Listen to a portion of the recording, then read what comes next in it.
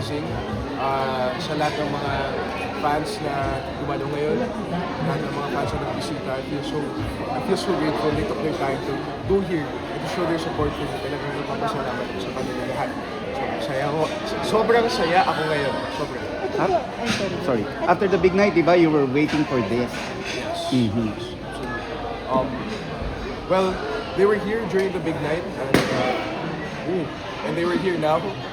So, again, I'm so grateful, and honestly, na-overwhelmed talaga ako. Ang daming tao dito. Akala ko, like, okay, siguro, konti lang, and like, yung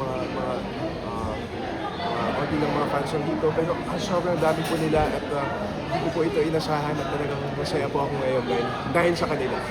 But this is the first time na medyo you're putting a face talaga on the people who are cheering for you, supporting you online. No? Kasi first na dedicated Joaquin fans. So, okay, what would you say na lang din sa nung big night, you mentioned na medyo kinakabahan ka makita yung mga online posters. What happened nung nakita mo na yung online? Was it consciously tinignan mo or syempre dumadaan na lang sa feed? Thank you for that question. Kasi, siguro nung first week, hindi talaga ako tumitingin sa mga online posts. Siguro sa mga family ko, like sa mga friends ko na like, nakikita ko, sila yung, they're the ones showing me. And then when it came to the time where I looked at it myself, as in, all I saw was the love, all I saw was the support. So, sobrang natuwa talaga ako doon na, wow, I can't believe that's how much people are supporting me. Like, yes, there's the people that came here today. What more are the other people na hindi nakapagpunta ngayon? Ang sobrang dami nila, and I really feel the love, and they really make me feel happy. And then parang may post na you stayed up until like 3 a.m. Nagkwentuhan na kayo ng family. 3 p.m. sorry, 3 p.m. So, 3 p.m. Yes. 3 p.m. Yes. So, ano mo gusto mo unang narinig at ano mo unang mong kinento sa family? So, parang tinimelight po namin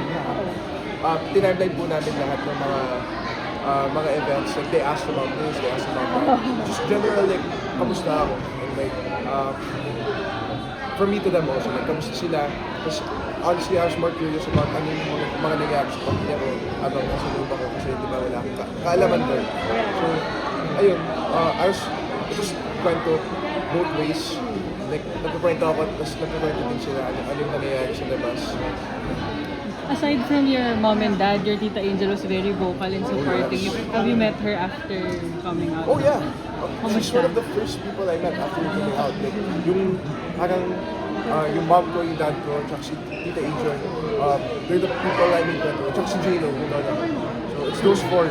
Nakita mo ba yung posts niya of support? Oo, nakita ko talaga. Kasi pinagtanggol ako ni Darna. Diba? So, it's not a lie na she like went out of her way just to support me.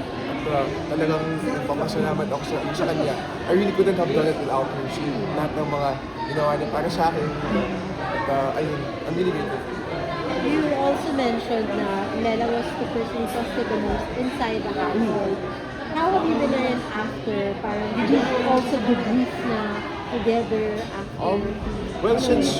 Pag-usapan niyo na ba yung adjustments niyo outside the house? Ay, sorry. Do I answer?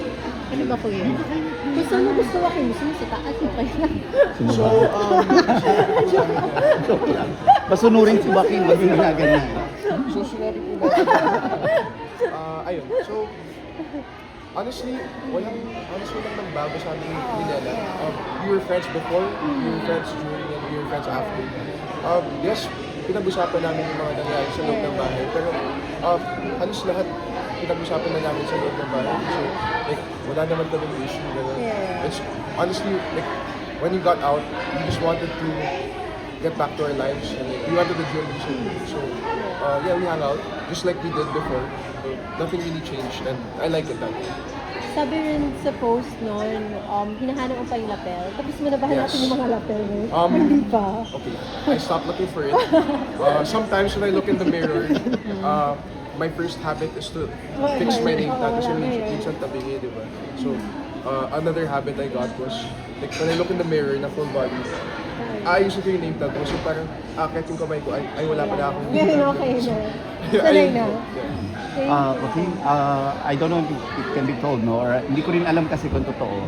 Pero there's buzz that there's going to be another collaboration dun sa PBB Celebrity Collab Edition 2.0 na mga kasama sa isang, I don't know, series or something. Have you heard of that? Well, I have heard of it, pero again, wala ko talaga akong alam sa mga upcoming projects. Like you said, it's still in talks, but I can't say for sure na, you know, may something na ganun. Pero what I can say for sure is that magkaka-projects po kami, or at least ako, as an actor, and I'm looking forward to it. Moving forward, anong aabangan sa'yo? Ayun nga, so gusto ko talaga umarte at inaabangan ko talaga yung mga projects and I really, really want to work. I think now that you've known me as a person sa loob ng bahay, I think after I got out, you guys got to know me you guys got to know who I am as Joaquin outside. And medyo hindi ako active sa social media kasi ayun, parang hindi ko masyado like yung social media, but Yeah. I do use it to interact with, you know, yung mga fans and to show my gratefulness for the support. Pero kasi tinatamad talaga ako mag-social media, so gusto ko talaga mag-work. That's really what I'm in it for. I want to act. It's not, social media isn't really my thing, but acting is. Acting for sure is. I really love the art. Yun yung aabangan sa akin. Ano pakiramdam na meron kang dalawang powerful woman sa buhay mo? Powerful mom? Women. I would say I have 3 powerful moms. Tatlo na. Yes, yung lola ko po. Consider din po siya, like I'd say yung lola ko po, malaki din yung silbi niya sa pagpalaki ko. Sa parang pagpalaki. Pagpapalaki. Oh, pagpapalaki ko. I think she has a big, kumbaga part sa buhay ko. So, I'm happy. If you ask me how I feel, I'm happy. I have 3 moms. They're the best. They're the most supportive, and I can't ask for any more. It's a blessing from the Lord. Before the big night ba, umaasa ka ba ng mas mataas na place na? Sorry. Mas mataas na place na? Umaasa ka na? Well, of course, if I were to be honest with my feelings, you know, I wanted to go in it to win. But of course, I did my best to what I could control just to reach an ultimate 8. And I saw the support and the love that I got from everybody. And I'm glad to say we didn't spend a single peso. So sa big night, that says a lot. And I'm really grateful na I got there. And the love is crazy. So that's all I could ask for. And I'm really happy with it. Ano na sabi ng parang nagsasabi na meron mga nagbuhos ng pera pala? Well, ang masasabi ko po dyan, sacrifice po yun para sa akin. At madami ako natutunan sa loob ng bahay tungkol sa sacrifice. I'm sure, alam niyo po. And to sacrifice is to give up a part of yourself for somebody else. But what I also learned is that for the people you sacrifice for, it wouldn't feel like a sacrifice. If you're a mom sacrificing for a kid, a dad sacrificing for a kid, or for a loved one, hindi mo masasabi na I regret it, or it hurt, or it cost a lot, di ba? Which means that that person loved the person they sacrificed for. And the fact that a lot of people sacrifice for me means that people love me.